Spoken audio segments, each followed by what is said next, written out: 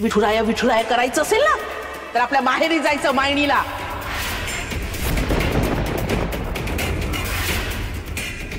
नाही हो, अशी कशी जाऊ मी माहेरी? माझ्या उमाईने सांगितलंय मला की एकदा मुलगी सासरी आली ना की ती शेवटच्या श्वासापर्यंत सासरीच राहते. अगं पण तू अजून सासरी गेलीच कुठेस? कुठे झालाय तुझा गृहप्रवेश? तो व्हावा असं जर वाटत असेल ना तर ती मूर्ती तिकडे टाक आणि विठ्याचं नाव घेणं बंद कर आणि मगच बाप ओलांडून घरात चल. येऊ दे ना, विठुरायाला घेऊन येऊ दे ना.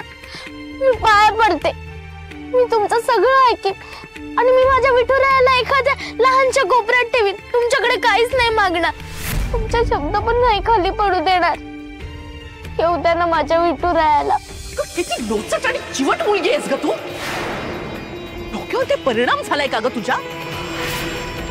अंगात त्राण नाही पण हट्ट काही सोडायचा नाही, हो ना? मग ठीक आहे, रात्रभर इथेच थांब. माझा शेवटचा निर्णय पुन्हा ऐक. त्या विठ्याला बाहेर टाकायचं, विठ्याचं नाव घेणं बंद करायचं आणि मग घरात यायचं. आणि ते जर मान्य नसेल ना तर माहेरी चालू लागायचं.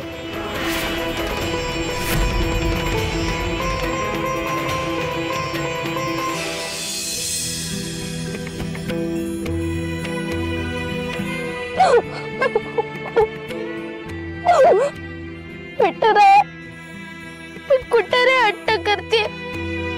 विनवणीच करते येणार आहे आणि मला कळतच नाही तुला कोणी कसं नाही म्हणू शकत.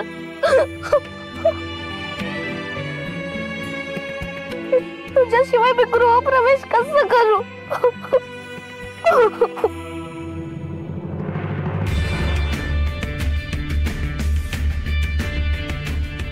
आई, तू काय पाळतीवर आहेस का माझ्या? आई नाही, अगं मी कशाला असं करेन? मी फक्त काय तू सकुला घरात घेऊन येणार आहेस? उळका आलाय तुला तिचा? नाही आई, अगं मी आज मला जे लोक म्हणतात ना ते पटतंय.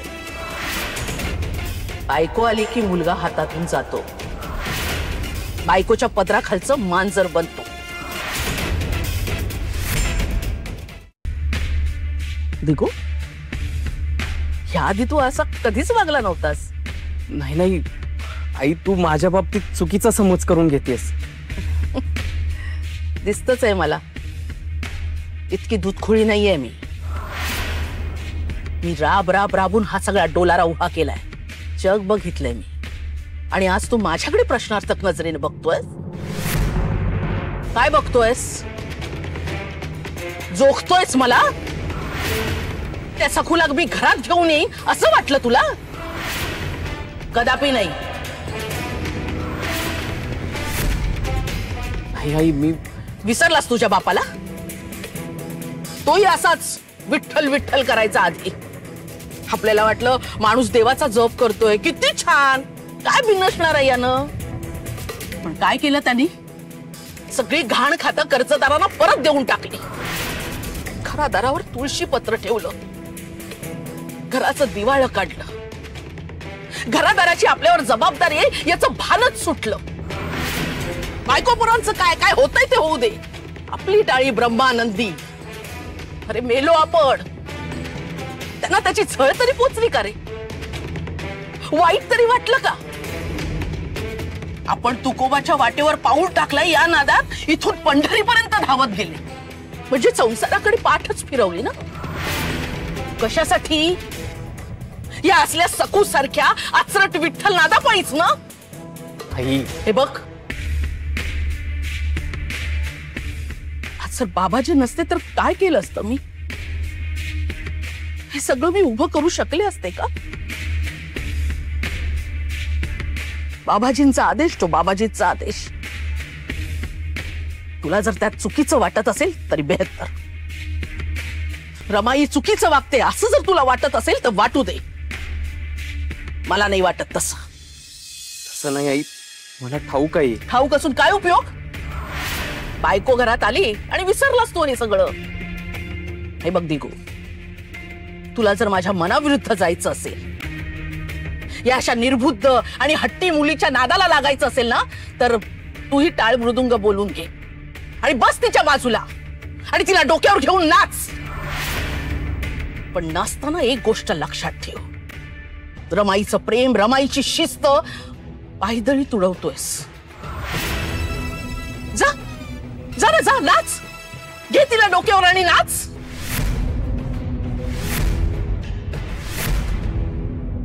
मी समजेन की मी उगाच कोसुजवली.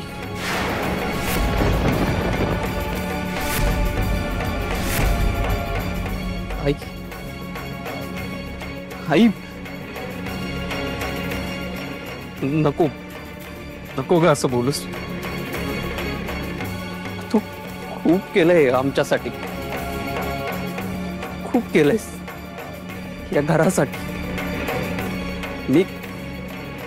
मी तुझ्या मनाविरुद्ध कधीच जाऊ शकत नाही. विठुराया, तू गोर नको घेऊस. आपल्याला घेतील ते घरात, नक्की घेतील. मी तुला एकट्याला टाकून नाही जाणार.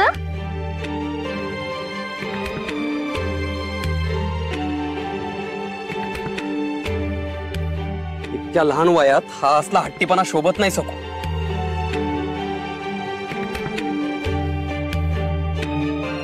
तिचे डोळे किती निर्मळ आहेत ना, काकुळतीने भरलेले आहेत आणि खूपच दमली आहे.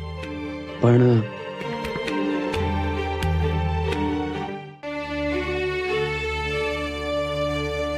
तू तू माझ्याकडे अशी आशेने नको बघू सकू. मी काही करू शकणार नाहीये यात, आणि माझ्या आईचा अपमान झालेलं मला अजिबात सहन होणार नाही. हे बघ, सून म्हणून आलीये ना तू या घरात.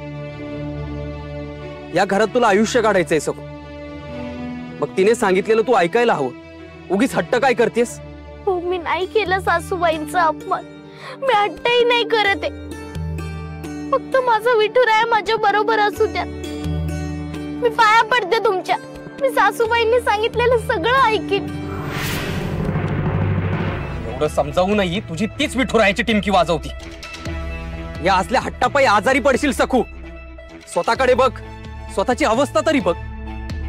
हे बघ, मी शेवटचं सांगतो, हट्ट सोड आणि ती सांगते ते ऐक. असं करू नको. मी माझ्या विठुरायाला वचन दिलंय की मी त्याला सासरे नेईन, आणि जर मी त्याला नेलं नाही तर त्याला किती वाईट वाटेल. हात जोडते, बाकीच काही सुद्धा मागणार नाही मी तुम्हाला. सखू, लग्नात सप्तपदीच्या वेळी मलाही वचन दिलं होतंस तू की माझ्या आणि कुटुंबाच्या सुखासाठी झटेन. माझा शब्द प्रमाण मानशील, पती परमेश्वर मानेल, दिलं होतंस ना? हो. मग त्या वचनाच्या विरुद्ध कशी काय वागतेस? वर मला वचनाच्या गोष्टी सांगतेस? नाही, आई बोलते तेच खरंय. तुझ्या समोर डोकं फोडून घेण्यात काही एक अर्थ नाही. तू जिद्दी, हट्टी, हेकेखोर तरी आहेस, नाहीतर तुला खूळ लागलंय सकू. मी तरी आता परत तुला समजवायला येणार नाही. काहीही कर, मर.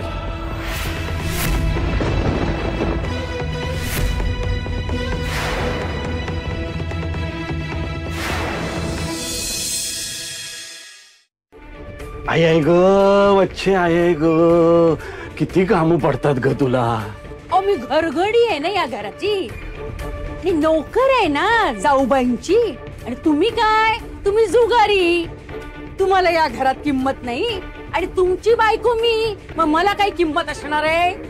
वाटलं होतं नवीन सून आली आहे घरात, तिला मी माझ्या हाताखाली राबवेन, पण कसलं काय. हे सगळं जाऊ दे ग वच्छे, पण ती सखू आहे ना, रमा वहिनीने एकदम तोडीस तोड मिळालेली आहे. इतके दिवस ती आपल्याला धाकात ठेवत होती, पण आता ही नवीन सून अशी काही मिळाली आहे ना, ती घरात येण्या अगोदर हिला सिंग दाखवते. श्रीमंत सुभेदारांची माणिक सून म्हणून घरात येणार होती, पण ही महामाया त्या गरीब भिकारड्या सखूला सून म्हणून घरी घेऊन आली. हिला वाटलं आपण तिचा माज उतरवू, पण कसलं काय, ही सून निघाली शेरात 1.25 शेर, चांगली पुरून उरली. एक शब्द म्हणून ऐकत नाही, चांगली घट्ट पाय रोवून उभी आहे अंगणात. मी तुम्हाला सांगते, ही सासूच्या डोक्यावर चांगली मिऱ्या वाटणार आहे. मी फुकटच पोचते या ना, आणि असे पांग फेडताय.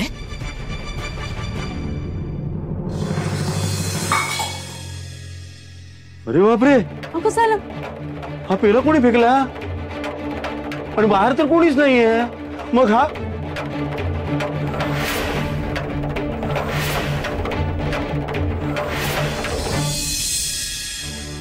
ही मुलगी फार जड जाणार आहे आपल्याला. दिसतच आहे. सासूबाईंच्या आरेला कार्य करणारी येते, म्हणजे दिगूला तर काय पदरालाच बांधेल. त्यामुळे दिगूला बाजूला करून पेढीवर ताबा मिळवणं काय सोपं राहिलं नाहीये.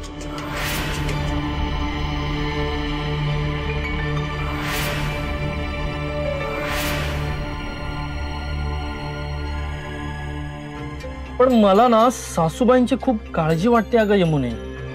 तिचं काही सांगू नका हो, ती पक्की जांबाज आहे. सखू पक्की जांबाज आहे. आणि हो ना हो, रमाईनं खूप कष्टानं हा डोलारा उभा केलाय. तो या सखूमुळं कोसळून पडेल, हीच भीती वाटते हो. हो ना, अगं ती काळजी तर वेगळीच आहे. पण माझ्या मनात आत्ता काय आलं सांगू, भले आत्ता सखूला अद्दल घडतीये, पण दुसऱ्या बाजूने पहा ना, काय नवीन नवीन नवरी अंगणात रात्रभर उभी आहे, तिला घरातच घेतलेलं नाहीये. या सगळ्यामुळे कोणाची प्रतिष्ठा डागाळली जाईल? अगं सासूबाईंचीच ना. मग आणि लोकांना काय अगं बोलायला निमित्तच लागतं. पण या सगळ्यामुळे माझ्या सासूबाईंचा उद्धार व्हायला नको एवढीच काळजी आहे मला. अगं केवढं कष्टाने त्यांनी हे सगळं उभं केलंय, नाव कमवलंय, ते असं क्षणार्धात धुळीला मिळेल ग.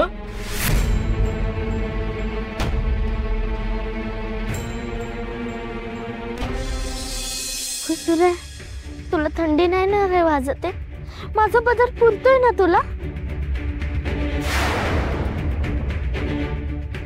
ए उठ, दे ती मूर्ती. नाही. नका नेऊ. सोड ती मूर्ती. माझ्या विठुरायाला नका नेऊ.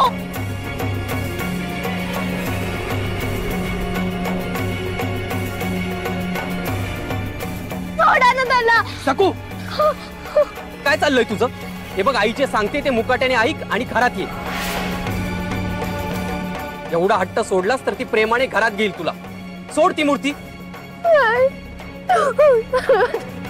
अशी नाही ऐकणार ती दिगू. काय ग, ही पद्धत आहे वागण्याची? सोड ती मूर्ती, सोड म्हणते ना. बाई बाई, धटिंगण आहे हो ही मुलगी, काही पोचच नाहीये. सासूची झटापटी करते म्हणजे काय, असं पाहिलं नव्हतं कधी. मी जास्तच उतरवते. तुझ्या विठूला ना विसर्जितच करते, मग कळेल तुला.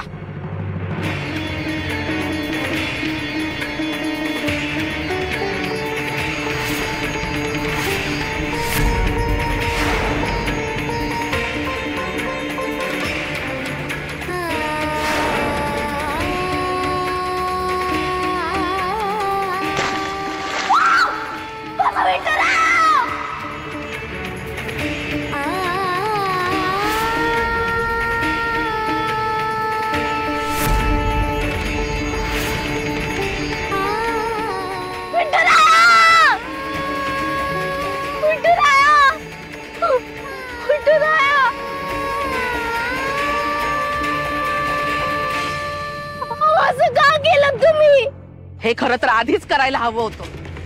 तुझ्या विठुरायाचं विसर्जन. अरे सखू काय करतेस? खुली आहेस का? पडशील ना विहिरीत. खुडी कसली, जरा जास्त चाणी आहे ही. सोडा ना मला, आधीच तो उपाशी आहे, मी त्याला लोणी सुद्धा दिलं नाहीये. तो जर पुढाला तर त्याच्या नाकातोंडात पाणी जाईल. हो सोडा मला विठ्ठला, सोडा ना. रमाई, अगं आपली प्रतिष्ठा पणाला लागते, ते काय नाही. हिला ना चांगलं धरून बांधून ठेवायला हवाय. खरंय, दुसरा मार्गच नाही आपल्याकडे.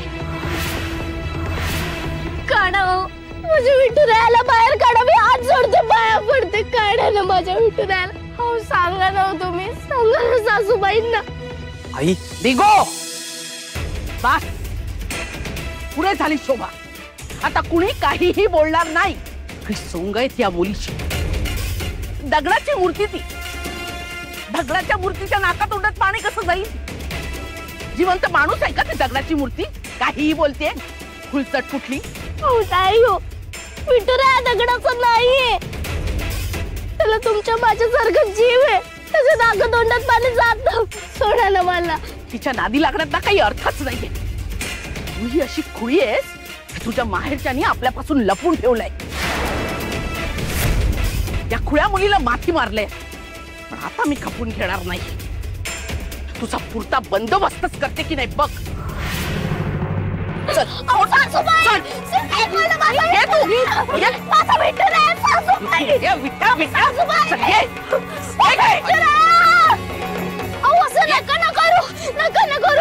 मला माझ्या विठुरायाला इतकी कठोर शिक्षा नका देऊ. हवं तर मला विहिरीत टाका, पण माझ्या विठुरायाला सोडा ना. आरडाओरडा करायचा नाही. माझ्या विठुरायाला खूप झाली तुझी थेर. अक्कल काढीची नाही आणि आमच्या प्रतिष्ठेचे दिंडवडे काढतेस. चल चल चल.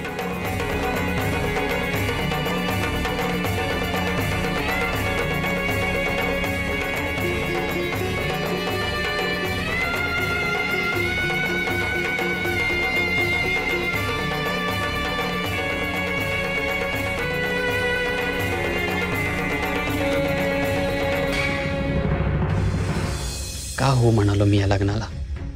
आईला त्रास आणि त्या निरागस मुलीची फरफट.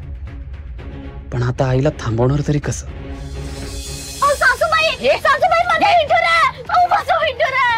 तसे मुलाचं लग्न करून तुला मी घरात आणलं, सुख अंगी लावायचं सोडून हा असला तमाशा करतेस. सगळ्यांचा आनंद नासवतेस. सासूचा अपमान करतेस तू. आयुष्यभर त्या रावळात पूजापाठ केलं ना तुझ्या बापाने. हे संस्कार केले का तुझ्यावर? मनमानी तुझ्या माहेरी करायची, कळलं? इथे नाही. इथे जे मी बोलणार ते आणि तसंच होणार.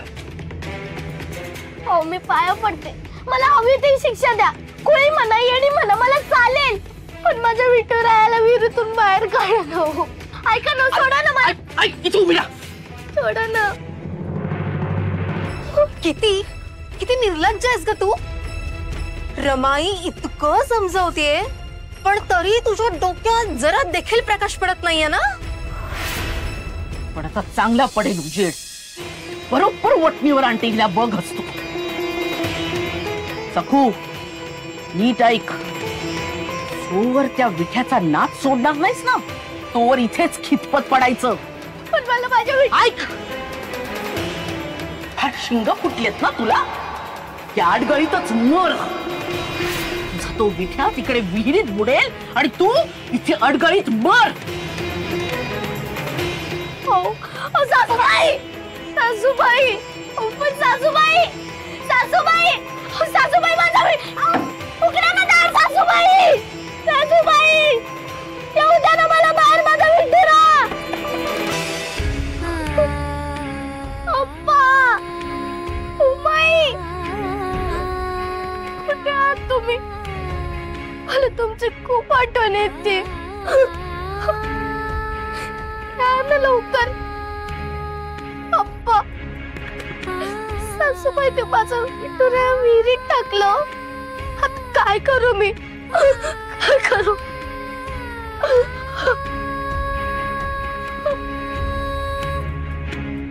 सासूबाई, उघडा ना दार.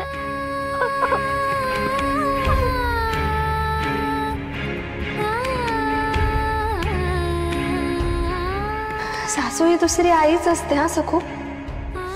त्यांच्या शब्दाबाहेर जायचं नाही, उलट उत्तरं द्यायची नाही.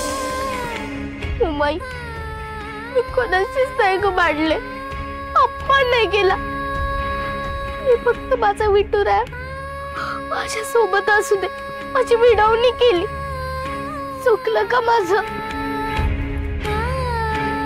मला शिक्षा द्या, कोंडून ठेवा, मला चालेल, पण माझ्या विठुरायाला शिक्षा देऊ नका असंही मी त्यांना म्हटलं.